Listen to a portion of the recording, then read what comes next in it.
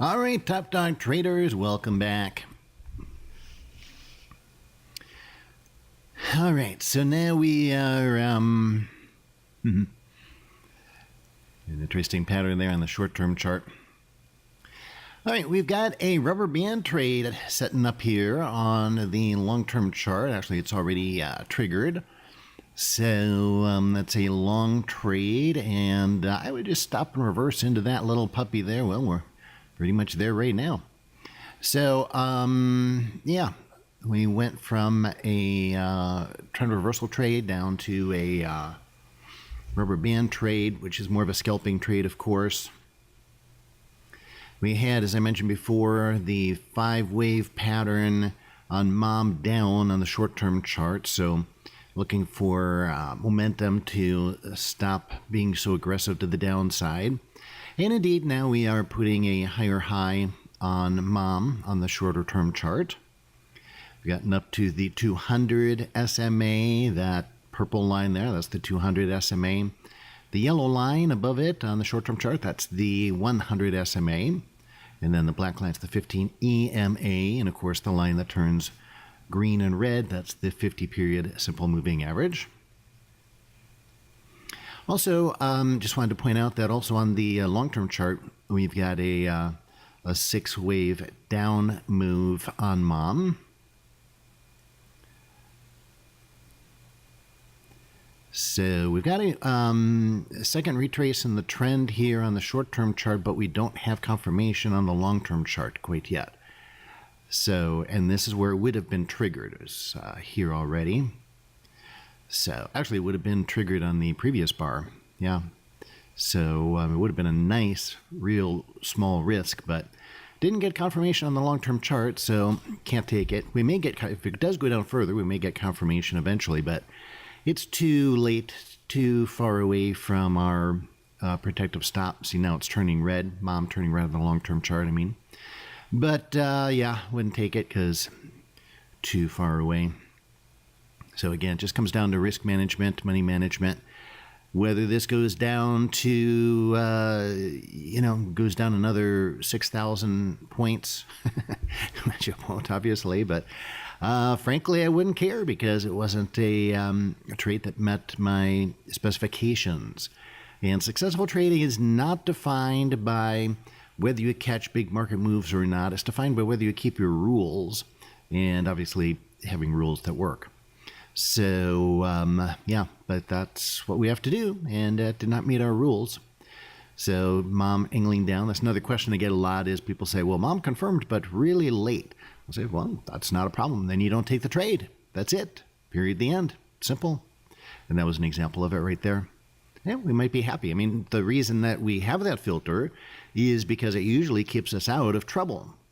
So in other words, yeah, we got the setup of first retrace in the trend on the long-term or on the short-term chart, but it wasn't a high probability setup. So we used the long-term mom indicator as a filter to keep us out of otherwise good-looking setups on the short-term chart. That's really what it is. It's kind of like veto power, if you want to think of it like that. The long-term chart holds veto power. We look for for scalping. Now, we've been taking both scalping and cherry-picking trades, and I'll address that here in a minute. But for scalping, then, yeah, we look for setups on the short term, and then we apply or we allow the long-term chart to have veto power over whether we're going to actually take the trade or not.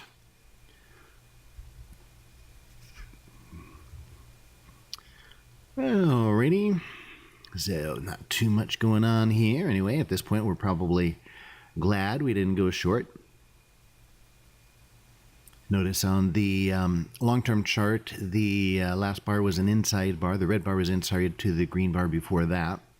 So that's how I define inside bars. I define them based on the real body, not based on the high and the low, by the way. So just to let you know. Oh, we had a first cycle low after dad turned up here to go long on the short term. So see that first retrace in the trend short evolved into a first cycle low after dad turned up to go long. And we're going to take some profits right in there because even though it's not very much, we've got resistance on both time frames. We've got resistance at the 200 EMA on the short term and 15 EMA on the long term. So we lock in some profits there. Now, by the way, when I talked about this before, locking in profits on the first half cycle does two things. Yeah, it puts a little bit of green in your pocket, okay, but don't forget that it also leaves you less size, contract shares or lots, whatever market you're trading, to get stopped out on should the market turn around and stop you out. So you think, okay, well, if you do get stopped out, you're getting stopped out on a smaller size, so you're taking a smaller dollar amount loss, even if it breaks the previous cycle low. And then that is the first part of keeping your losses small. And then the second part is it's also offset by the money you made on the first half cycle. So that's the magic. Or not the magic, I hate to say the word magic with trading at any time, but that is the key to providing us with a nice small risk on all of our trades. Alrighty, we're just sitting here waiting. Market's not really doing a whole heck of a lot, but that's okay. Can't worry about that.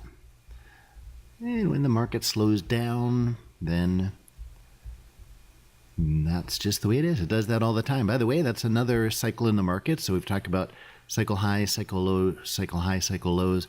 Another type of cycle are seasonal cycles. Another type of cycle is your order chaos cycle. Another one is velocity cycle. And one I've never really talked about before, I don't believe I've ever mentioned this publicly, is the velocity cycle. So we've got volatility cycle, but we also have velocity cycle. So volatility means how far the swings are, how dramatic those swings are from highs to lows. But volatility is how fast is the market actually moving at any one given time. And it tends to go fast and then slow down, fast and then slow down, fast and then slow down. And that is definitely a behavior of people who are trading. Is they get in, they get some profits, and then we get into a support resistance level, and then they are like, oh, wait, not sure. It's uncertainty.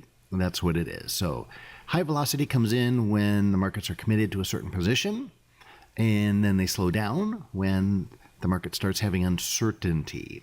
And so they stop placing their orders. They stop not only entering orders, but they'll also often exit some orders or take some profits, just like I was talking about. So there we are back into our mid pivot again. Oh my gosh, Barry was right. These mid pivots work. Yes, they do.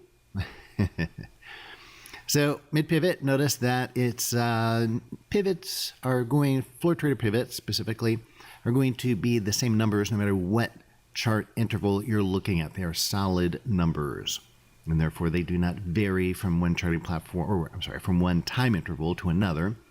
And also, therefore, you cannot count them twice. So if you've got a moving average on the short term as resistance and a moving average on the long term as resistance, you can count that as two different resistance levels and count that twice. But things that are the same, such as floor trader pivots, which are going to be the same number on both, you can't count them as two separate resistance levels. So you don't give it any extra weight. It's not considered an extra preponderance of the evidence, as we talk about. So see, this trade is fine. We're good now. And we're just going to see if we can put in another cycle low here on the short-term chart. And go up a little further, see what happens here.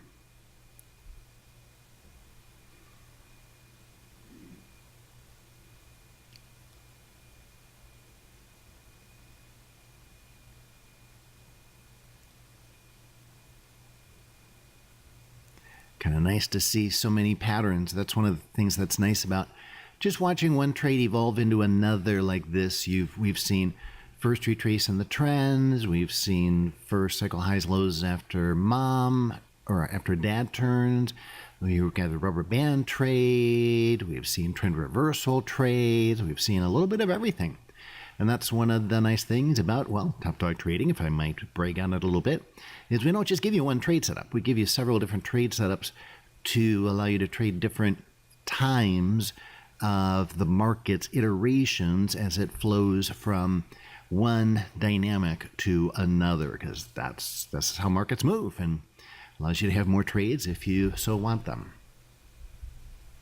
Other people decide they just like one particular trade setup or two, and that's perfectly fine, by the way. Certainly nothing wrong with that if that's what you want to do. All right, well, we're going to stop it here, and we'll come back on the next video.